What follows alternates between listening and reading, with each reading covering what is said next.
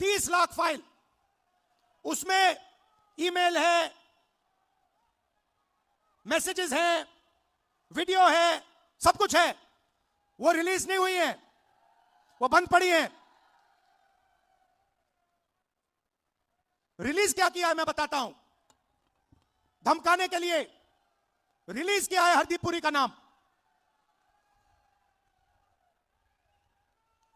वो मैसेज है कि भैया अगर आपने हमारी बात सुनी नहीं तो फिर उन फाइलों में से माल निकलेगा।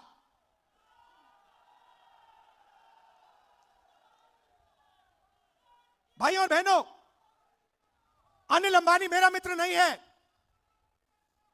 नरेंद्र मोदी जी, आप बताइए देश को, अनिल अंबानी के साथ आपका क्या रिश्ता है? अनिल अंबानी एप्स्टीन फाइल में है, हरदीप पुरी एप्स्टीन फाइल में है, और एप्स्टीन फाइल में और भी नाम है जो अभी छुपे हुए हैं। पहला फरवरी 2025 में लोकसभा में विपक्ष के नेता राहुल गांधी द्वारा एप्स्टीन फाइल्स को लेकर लगाए गए आरोपों ने भारतीय राजनीति में एक नया विवाद खड़ा कर दिया है।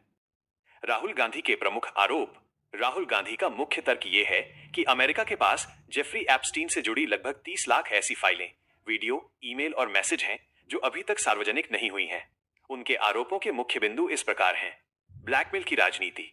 राहुल गांधी का दावा है कि इन गोपनीय फाइलों का उपयोग करके अमेरिकी प्रशासन भारत सरकार पर अनुचित दबाव बना रहा है। समझौता, कॉम्प्रोमाइज्ड। उन्होंने आरोप लगाया कि प्रधानमंत्री नरेंद्र मोदी इन फाइलों के कारण दबाव में है, जिसके चलते उन्होंने हालिया भारत अमेरिका व्यापार समझौते पर जल्दबाजी में हस्ताक्षर किए। भारतीय नामों का जिक्र।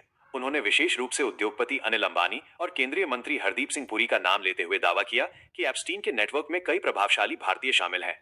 वर्तमान स्थिति और प्रतिक्रियाएं। सरकार और संबंधित पक्षों ने इन आरोपों को सिरे से खारिज किया है। 1. सरकार का पक्ष। बीजेपी और केंद्रीय मंत्री हरदीप सिंह पुरी ने इन दावों को पूरी तरह आधारहीन बताया है। सरकार ने राहुल गांधी से चुनौतीपूर्वक कहा है कि वे सदन में दिए गए अपने बयानों के प्रमाण पेश करें। 2. नामों की सच्चाई। विशेषज्ञों और मीडिया रिपोर्ट्स के अनुसार फाइलों में अनिल अंबानी या हरदीप पुरी जैसे नामों का उल्लेख केवल बिजनेस मीटिंग्स या नेटवर्किंग के संदर्भ में हो सकता है। कानूनी तौर पर किसी दस्तावेज में नाम होने मात्र से कोई व्यक्ति अपराधी सिद्ध नहीं होता।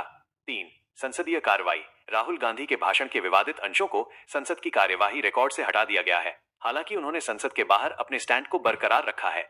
4. अडानी कनेक्शन। उन्होंने इस मामले को अडानी समूह पर चल रहे अमेरिकी कानूनी संकट से भी जोड़ा है, जिससे वे सरकार की कमजोरी का एक और कारण मानते हैं। निष्कर्ष। जहां एक ओर राहुल गांधी इसे देश की संप्रभुता से जुड़ा ब्लैकमेलिंग का मामला बता रहे हैं, वहीं सरकार इसे विपक्ष की काल्पनिक और सनसनीखेज राजनीति करार दे रही है।